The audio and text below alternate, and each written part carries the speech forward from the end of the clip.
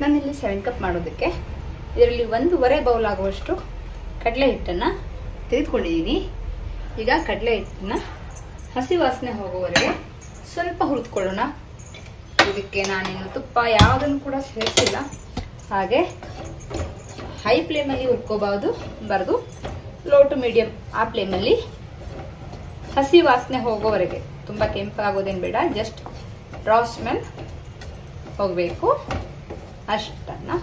ಅಷ್ಟಾಗುವವರೆಗೆ ಹುರ್ಕೋತೀನಿ. ಇದು ಈಗ ಹಸಿ ವಾಸನೆ ಹೋಗಿದೆ. ಜಸ್ಟ್ ಒಂದು 3-4 ಮಿನಿಟ್ಸ್ ಅಷ್ಟೇ ಹುರಿದಿರೋದು, ಕೆಂಪಾಗೋದೇನು ಬೇಡ, ಹಸಿ ವಾಸನೆ ಹೋದರೆ ಸಾಕು. ಈಗ ಗ್ಯಾಸನ್ನು ಆಫ್ ಮಾಡಿಕೊಂಡು ಇದನ್ನು ಕೂಲ್ ಮಾಡ್ಕೋಬೇಕು. ಇಲ್ಲಿ 1 ಕಪ್ ಕಾಯಿ ತುರಿಯನ್ನು ತೆಗೆದುಕೊಂಡಿದ್ದೀನಿ, ಕೊಬ್ಬರಿ ಎಲ್ಲ ಕಾಯಿ ತುರಿ. ಇದನ್ನು ಮಿಕ್ಸಿಗೆ ಹಾಕಿ ಇನ್ನೂ ಸ್ವಲ್ಪ ನೈಸಾಗಿ ಮಾಡ್ಕೋತೀನಿ. ಕಾಯಿ ತುರಿಯನ್ನು ಈ ರೀತಿ ಫುಲ್ ಅಂದರೆ ಕೋರ್ಸಾಗಿ ಪೌಡ್ರ್ ಮಾಡ್ತೀವಿ ಅಂತ ಹೇಳ್ತಾರೆ, ಈ ರೀತಿ ಇಷ್ಟಾಗಿ ನೈಸಾಗಿ ಮಾಡ್ಕೊಂಡಿದ್ದೀನಿ. ಇದನ್ನು ಈಗ ಕಡಲೆ ಹಿಟ್ಟಿಗೆ ಸೇರಿಸ್ತೀನಿ.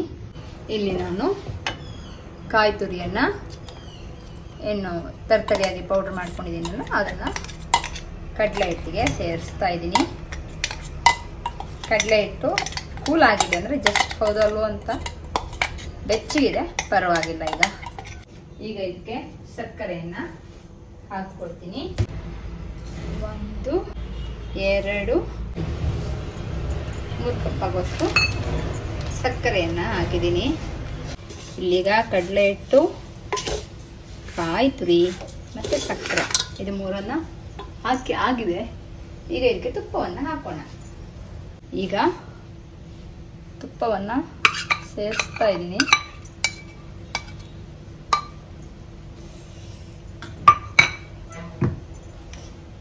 ನಾನು 1 ಕಪ್ ಆಗುವಷ್ಟು ತುಪ್ಪ ಹಾಕಿದ್ದೀನಿ ಇಲ್ಲಿ. ಮತ್ತೆ ಒಂದು ಸ್ವಲ್ಪ ತುಪ್ಪವನ್ನು ನಂತರ ಹಾಕ್ಕೋತೀನಿ, ಒಂದು ಅರ್ಧ ಕಪ್ ಹಾಕುವಷ್ಟು.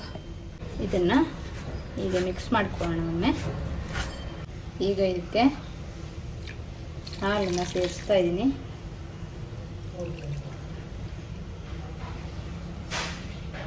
ನಾನಿಲ್ಲಿ 2 ಕಪ್ ಆಗುವಷ್ಟು ಹಾಲನ್ನು ಹಾಕಿದ್ದೀನಿ. ಇದನ್ನು ಕೂಡ ಗ್ಯಾಸ್ ಆನ್ ಮಾಡೋದಕ್ಕೂ ಮೊದಲೇ ಹೀಗೆ ಚೆನ್ನಾಗಿ ಮಿಕ್ಸ್ ಮಾಡ್ಕೊತಾ ಇದ್ದೀನಿ. ಈಗ ಗ್ಯಾಸನ್ನು ಆನ್ ಮಾಡಿದ್ದೀನಿ. ಇದನ್ನು ಹೀಗೆ ಕಳಿಸ್ತಾ ಇರಬೇಕು. ಇದು ಸಕ್ಕರೆ ಸುಮಾರಾಗಿ ಕರಗಿದೆ ಆಲ್ರೆಡಿ, ನಾನು ಹಾಲು ಇದನ್ನೆಲ್ಲ ಸೇರಿಸಿ ಇಟ್ಟಿದ್ರಿಂದ. ಈಗ ಹೀಗೆ ಮಾಡ್ತಾ ಇರೋಣ. ಸ್ವಲ್ಪ ಹೊತ್ತಷ್ಟೇ ಅದು ಕರಗತ್ತೆ, ಸಕ್ಕರೆ ಕರಗಲಿ. ಹೈ ಫ್ಲೇಮಲ್ಲಿ ಇಟ್ಕೋಬೇಡಿ. ದಪ್ಪ ತಳದ ಪಾತ್ರೆಯನ್ನು ಉಪಯೋಗಿಸಿ ಇದನ್ನು ಮಾಡುವಾಗ. ನೋಡ್ತಾ ಇರ್ಬೋದು, ಅವಾಗ ಈಗ ಕೈ ಆಡಿಸ್ತಾ ಇರಬೇಕು, ಇಲ್ಲಾಂದರೆ ತಳ ಹಿಡಿದುಕೊಳ್ಳುತ್ತೆ. ಈ ಹಂತದಲ್ಲೂ ಕೂಡ ಒಂದು ಸ್ವಲ್ಪ ತುಪ್ಪವನ್ನು ಸೇರಿಸ್ಕೊತೀನಿ, ಒಂದು ದೊಡ್ಡ ಚಮಚದಷ್ಟು, ಅಂದರೆ ಒಂದು 1/4 ಕಪ್ ಆಗುವಷ್ಟು ತುಪ್ಪ. ನಾನು ಇಲ್ಲಿಯವರೆಗೆ ಮೊದಲು 1 ಕಪ್ ತುಪ್ಪ ಹಾಕಿರೋದು, ಮತ್ತೆ 1/4 ಕಪ್ ತುಪ್ಪ ಸೇರಿಸಿದ್ದೀನಿ. ಈಗ ಲಾಸ್ಟು ಒಂದು ಮತ್ತೆ 1/4 ಕಪ್ ಸೇರಿಸಿದ್ದೀನಿ, ಮಧ್ಯ ಸ್ವಲ್ಪ ಹಾಕ್ಕೊಂಡಿದ್ದೀನಿ. ಸೊ 1/4 ಕಪ್ ಆಗುವಷ್ಟು ತುಪ್ಪವನ್ನು ತೊಗೊಂಡಿದ್ದೀನಿ. ಈಗ ಹತ್ರ ಲಾಸ್ಟ್ ಸ್ಟೇಜಲ್ಲಿ ಇದೆ. ಈಗ ನೀವೀಗ ನೋಡ್ತಾ ಇರ್ಬೋದು, ತಳ ಬಿಡ್ತಾ ಇದೆ. ಆದರೆ ಸ್ವಲ್ಪ ಇದು ಮಾಡಿಕೊಂಡ್ರೆ ಪರವಾಗಿಲ್ಲ, ಯಾಕೆಂದರೆ ಇದಕ್ಕೆ ಹಾಲು, ತುಪ್ಪ, ಕಾಯಿ ತುರಿ ಎಲ್ಲ ಹಾಕಿರೋದ್ರಿಂದ ಮೆತ್ತಗಾಗತ್ತೆ. ನೋಡಿ ಈಗ ಬಿಬ್ಬಿ ಬರ್ತಾ ಇದೆ. ಹೀಗೆ ಮಾಡಿದಾಗ ತಳ ಬಿಟ್ಟು ಬರ್ತಾ ಇದೆ. ಇದೀಗ ಕರೆಕ್ಟ್ ಕನ್ಸಿಸ್ಟೆನ್ಸಿ. ಈಗ ಗ್ಯಾಸನ್ನು ಆಫ್ ಮಾಡಿ ತಟ್ಟೆಗೆ ಹಾಕೋಣ, ತುಪ್ಪ ಸವರ ತಟ್ಟೆಗೆ. ಇಲ್ಲಿಗ ನೀವು ನೋಡ್ಬೋದು 2 ಬಟ್ಟಲ್ಲಿ ಹಾಕಿ ಇಟ್ಟಿದ್ದೀನಿ. ಇದು ಸ್ವಲ್ಪ ಕೂಲ್ ಆದ ನಂತರ, ಫುಲ್ ಕೂಲ್ ಆಗಬಾರ್ದು, ಸ್ವಲ್ಪ ಕೂಲ್ ಆದ ನಂತರ ಇದನ್ನು ಪೀಸಸ್ ಆಗಿ ಮಾಡ್ಕೊತೀನಿ. ಫುಲ್ ಗಟ್ಟಿ ಆಗೋದಕ್ಕಿಂತ ಮೊದಲೇ ಮಾಡಿದರೆ ಅದು ಪುಡಿ ಆಗೋಲ್ಲ, ಅದಕ್ಕೋಸ್ಕರ. ಇಲ್ಲಿಗ ನೀವು ನೋಡ್ಬೋದು, ಹೀಗೆ ಮಾಡಿದರೆ ಜಸ್ಟ್ ಹೌದಲ್ಲ ಪ್ರೆಸ್ ಆಗ್ತಾ ಇದೆ. ಈ ಟೈಮಲ್ಲಿ ನಾವು ಕಟ್ ಮಾಡ್ಕೊಂಡು ಬಿಡಬೇಕು ಯಾವ ಶೇಪ್ ಬೇಕಂತ. ಆಗ ಇದು ಪುಡಿ ಆಗಲ್ಲ ಕಟ್ ಮಾಡಿದಾಗ. ಈಗ ನಾನು ಇದನ್ನು ಕಟ್ ಮಾಡ್ತೀನಿ. ಇಲ್ಲಿಗ ನಾನು ಕಟ್ ಮಾಡ್ಕೊಂಡಿದ್ದೀನಿ. ಈಗ ಇದನ್ನು ತೆಗೆಯೋದಕ್ಕೆ ತುಂಬಾ ಈಸಿ ಆಗುತ್ತೆ. ಯಾವುದೇ ರೀತಿ ಪೌಡ್ರ್ ಕೂಡ ಆಗಲ್ಲ, ವೇಸ್ಟ್ ಕೂಡ ಆಗಲ್ಲ. ನೋಡಿ ಹೇಗೆ ಈಸಿಯಾಗಿ ಬರುತ್ತೆ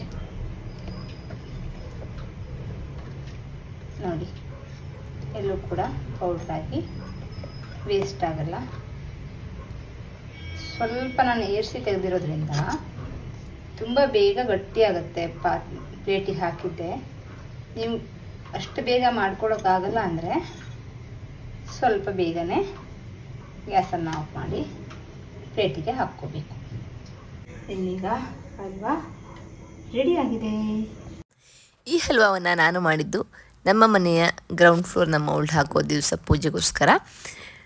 ಬಾಯಲ್ಲಿ ಕರಗುವಂತೆ ತುಂಬ ಚೆನ್ನಾಗಿತ್ತು. ನೀವು ಕೂಡ ಮನೆಯಲ್ಲಿ ಟ್ರೈ ಮಾಡಿ, ಸಬ್ಸ್ಕ್ರೈಬ್ ಮಾಡಿ.